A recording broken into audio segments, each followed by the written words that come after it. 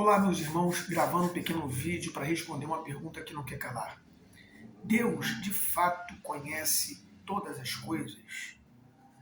Por que estas coisas estão acontecendo e parece que Deus não conhece? Bem, primeiro é preciso analisar que Deus é o próprio conhecimento. Deus é o conhecer, a gnosis está em Deus. Tanto que Cristo é chamado daquele que contém os tesouros da sabedoria. Na carta aos Colossenses, Paulo diz que nele estão escondidos todos os tesouros da sabedoria em Cristo. No Antigo Testamento, Cristo é conhecido como o anjo do Senhor. E os judeus, eles não têm aquele anjo do Senhor, com letra maiúscula lá, o anjo, como uma teofania ou uma cristofania. Eles não acreditam que Cristo seja aquele anjo que aparecia no Antigo Testamento. Então eles dão um outro nome àquele anjo. E que nomes eles dão? Eles dão o nome de Metraton, o anjo da face. Certo? Então nós entendemos que aquele anjo da face, ou anjo que contém a sabedoria, é aquele anjo que aponta para Cristo. Ele é, na verdade, uma cristofania, porque ele é que tem a face. Em Colossenses mesmo, capítulo 1, ali do versículo 18 em diante, vai dizer que ele é a imagem do Deus invisível, certo? Lá em Hebreus, capítulo 1, diz a Bíblia que ele é a expressão exata do seu ser. A expressão exata do seu ser. E é interessante que a palavra expressão ou imagem exata, ali o termo ali é tessilem, que está relacionado à imagem, como de uma imagem cunhada na moeda. Ele é o fulgor, ele é o resplendor da glória de Deus. A palavra ali é apagálgoma do grego. Então o que eu entendo aqui nesse contexto aqui? Eu entendo que Cristo ele é a maior revelação do conhecimento de Deus.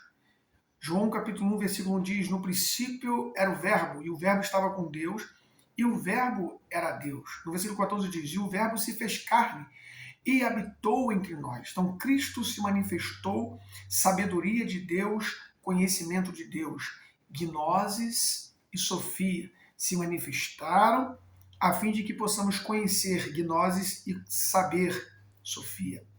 Então entendemos que Cristo é o conhecimento de Deus. Então perguntaríamos para nós: Deus, Cristo, conhece todas as coisas? Sim, ele conhece. Ele tem um atributo chamado um atributo incomunicável, conhecido como o atributo da onisciência. Aquele tem um conhecimento de tudo. Ele é o único que tem um conhecimento. Uni, da ideia de único. Ele é o único que contém esse conhecimento. Ele não conhece por causa do tempo, acúmulo de tempo. Ele conhece porque ele é o conhecedor. Uma outra coisa, ele tem a presciência. Ele conhece todas as coisas antes que elas aconteçam. Isso significa que necessariamente ele não determinou todas as coisas, mas que ele conhece todas as coisas antes que ela aconteça. E o segundo ponto desse mistério, eu costumo dizer que Deus ele conhece os dois lados da moeda. O Cristo conhece os dois lados da moeda. Deus conhece o que é, o que seria e o que não seria. E ainda eu vou dizer lá atrás, ele sabe também o que foi. Então ele sabe o que foi, o que é, o que será e o que não foi. Como assim, meu querido? Vou te explicar para ti. Deus, em Cristo, eles contêm o conhecimento chamado médio. O que é conhecimento médio? Conhecimento médio é aquele conhecimento que Deus sabe antes que aquelas coisas aconteçam e também sabe o que seria se aquelas coisas acontecessem, ou seja, aquelas coisas que não aconteceram, ele sabe. Por exemplo, se uma criança morre, Deus ele sabe o que ela seria se caso não tivesse morrido na sua fase adulta. Então Deus conhece. Nessa teoria nós entendemos porque Deus permitiu a eliminação dos primogênitos na terra do Egito. Então eu entendo aqui que Deus ele não apenas conhece o passado, o presente e o futuro, mas conhece até mesmo as coisas que não aconteceram e que poderiam acontecer. É por isso que a Bíblia diz que certa vez Deus chegou para um rei usando um profeta e mandou que o rei ferisse a terra por ferisse a terra. Ele foi e feriu a terra 3 vezes. Ele disse: ó, se tivesse ferido a terra 6 vezes, você teria vencido totalmente o exército inimigo, mas porque feriu 3 vezes, tu vencerás apenas 3 vezes. Então Deus tinha visto ele ferir a terra 6 vezes, porque ele disse: se tivesse ferido, ele teria vencido todo o exército. Certa vez Deus chegou para Davi e falou para ele: Davi, escolha, pois, cair na mão de Deus ou na mão dos homens. Aí Davi falou: eu quero cair na mão de Deus. Então, porque ele sabia que se ele tivesse caído na mão dos homens, viria sobre ele a espada dos homens. Então Deus viu a espada dos homens virem sobre Davi. Depois ele viu também, ao cair na mão de Deus, ou seja, Deus traria praga. Ele escolheu a mão de Deus, e Deus trouxe praga sobre Jerusalém até que Deus enviou um anjo que te retirou aquela praga. Então eu entendo aqui que Deus conhece os dois lados, Deus sabe até o que não aconteceu, o que poderia acontecer se caso aquilo viesse a acontecer. Então o que nós entendemos? Deus conhece todas as coisas. Nada está longe ante o seu conhecimento. O conhecimento de Deus não está relacionado ao tempo, porque Deus é um ser atemporal.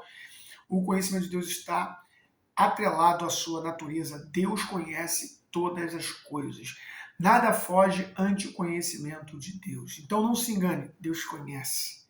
Deus não conhece, mas Deus também vê, né? Porque muita gente pensa assim: eu conheço, por exemplo, se eu estudo um livro, eu conheço aquele livro, porém não estou vendo ele constantemente, eu apenas conheço. Se abrir um assunto sobre aquele tal assunto que eu li, eu vou saber responder. Deus é diferente, Deus está vendo o tempo todo.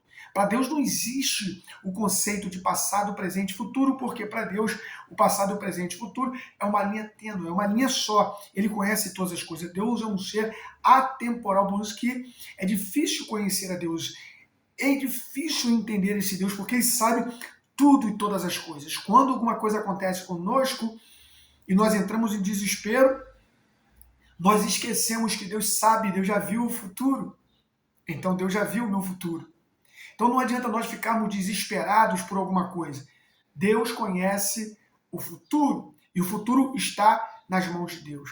Uma outra coisa também que é interessante observar sobre Deus, no caso da terra do Egito mesmo, quando o povo de Israel estava no Egito escravo, no livro do Êxodo, a Bíblia diz que Deus ele faz com que o exército de Faraó, aquele exército presente que rondava Israel, que escravizava Israel, perecesse no mar. Mas ouça bem, Deus primeiro ele envia as pragas na terra do Egito, elimina animais, elimina pessoas. Deus envia a praga dos primogênitos sobre Israel. Deus estava, na realidade, destruindo o exército futuro do Egito. Né?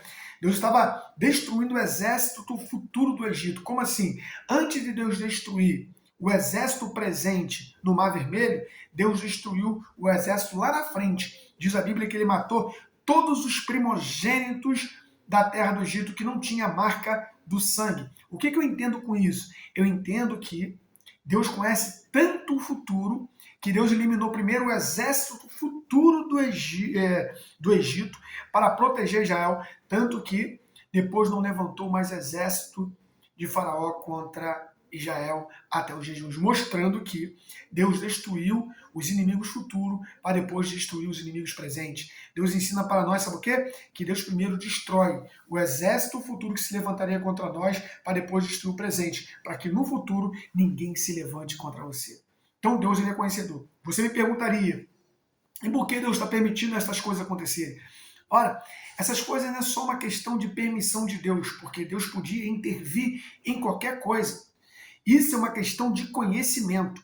Deus, não é que Deus está permitindo o tempo todo, ou Deus está determinando o tempo todo, Deus está sempre como se Deus estivesse manipulando as coisas. Não, Deus não é um ser maquiavélico, Deus não é um ser que está criando situações, está criando ciladas e ao mesmo tempo trazendo livramento. Deus não faz isso. Quem está dizendo isso são os ímpios que não conhecem a palavra e querem escarnecer de Deus, dizendo que Deus é bom, é isso, que mata, que traz doença, depois cura, e é isso, aquilo. Mas isso é uma invenção mundana.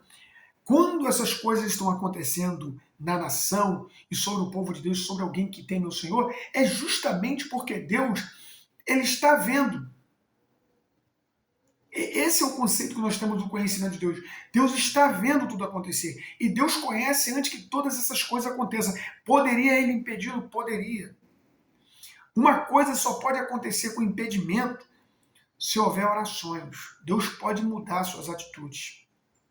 Deus pode mudar sequências de projeções de juízo. Deus pode mudar consequência de projeções de juízo. Como assim? Através da oração, através da leitura da palavra, através de uma vida de comunhão com Ele. Deus muda projeções de juízo.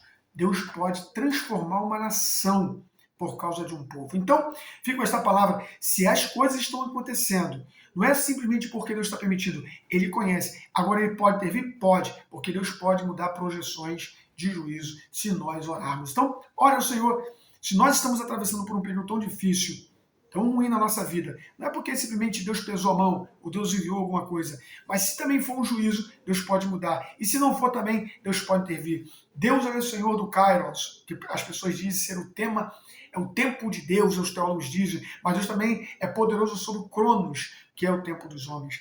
Deus é um Deus que faz grandes coisas. Então, fica com essa palavra, Deus conhece, Deus está vendo, não só está vendo, mas está olhando. Amém? Que Deus vos abençoe em nome de Jesus.